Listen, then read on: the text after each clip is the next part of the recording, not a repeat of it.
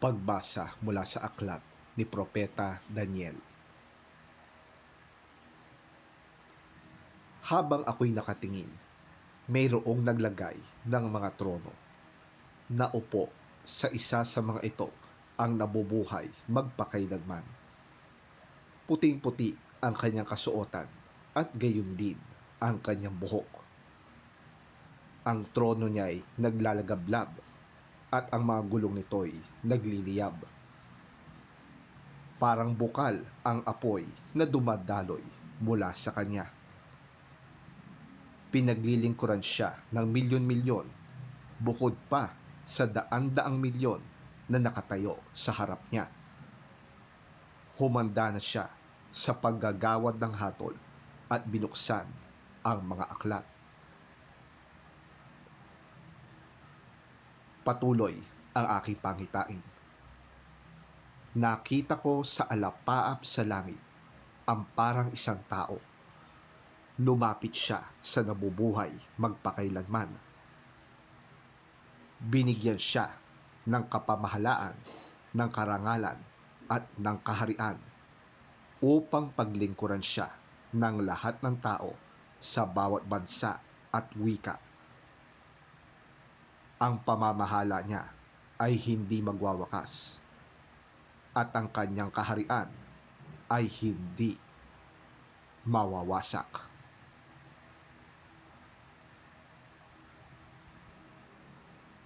Ang salita ng Diyos. Salamat sa Diyos. Pagbasa mula sa ikalawang sulat ni Apostol San Pedro.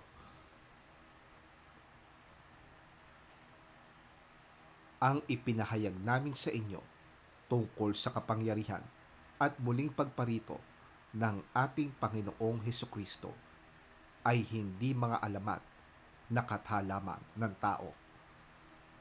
Nasaksihan namin ang kanyang kadakilaan nang tanggapin niya mula sa Ama ang karangalan at kapurihan. Ito'y nangyari nang marinig namin ang tinig mula sa dakilang kaluwalhatian ng langit na nagsabing, "Ito ang minamahal kong anak na lubos kong kinalulugdan." Narinig namin ito mula sa langit, sapagkat kami kasama niya nang ito'y maganap sa banal na bundok. Kaya naman lalong tumibay ang aming paniniwala sa ipinahayag ng mga propeta. Makakabuting ito'y pag-ukulan ninyo ng pansin, sapagkat tulad ito sa isang ilaw sa kadiliman na tumatanglaw sa inyo habang sa sumikat ang araw ng Panginoon at magliwanag sa inyong mga puso ang bituin sa umaga.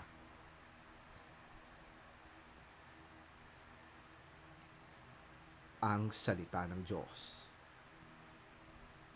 Salamat sa Diyos.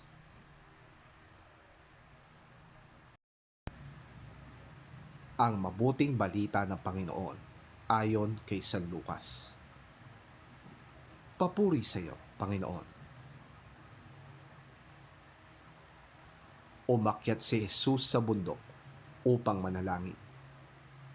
Isinama niya sina Pedro, Juan at Santiago. Habang siya'y nananalangin, nagbago ang anyo ng kanyang muka at ang kanyang kasuotan ay nagningning sa kaputian. Biglang may nagpakitang dalawang lalaki, sina Moises at Elias, na ang mga anyo ay nakakasilaw din. Sila'y nakipag-usap kay Jesus tungkol sa nalalapit niyang kamatayan na magaganap sa Jerusalem. Natutulog sina Pedro noon, ngunit sila'y biglang nagising at nakita nila si Jesus na nakakasilaw ang anyo at may kasamang dalawang lalaki. Nang papaalis na ang mga lalaki, sinabi ni Pedro, Panginoon, mabuti po at nandito kami. Gagawa po kami ng 3 kubol, isa sa inyo, isa kay Moises, at isa kay Elias. Ang totoo'y hindi niya nalalaman ang kanyang sinasabi.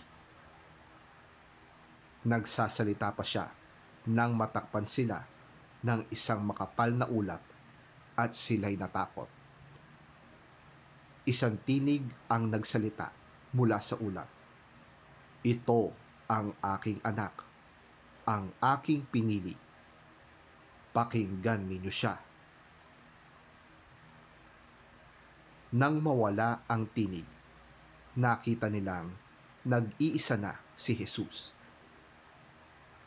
Hindi muna ipinamalita ng mga alagad ang kanilang nakita.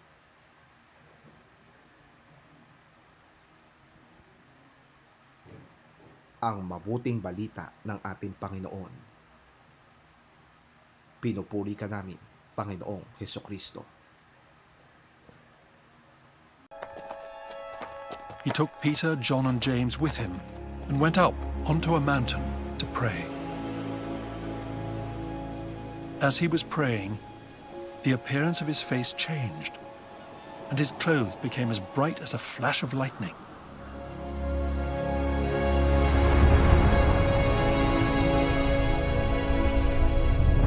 Two men, Moses and Elijah, appeared in glorious splendor, talking with Jesus. They spoke about his departure, which he was about to bring to fulfillment at Jerusalem. Peter and his companions were very sleepy, but when they became fully awake, they saw his glory and the two men standing with him. As the men were leaving Jesus, Peter said to him, "Master, it is good for us to be here. Let us put up 3 shelters, one for you, one for Moses, and one for Elijah."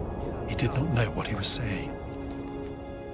While he was speaking, a cloud appeared and covered them, and they were afraid as they entered the cloud. A voice came from the cloud saying, "This is my son, whom I have chosen. Listen to him."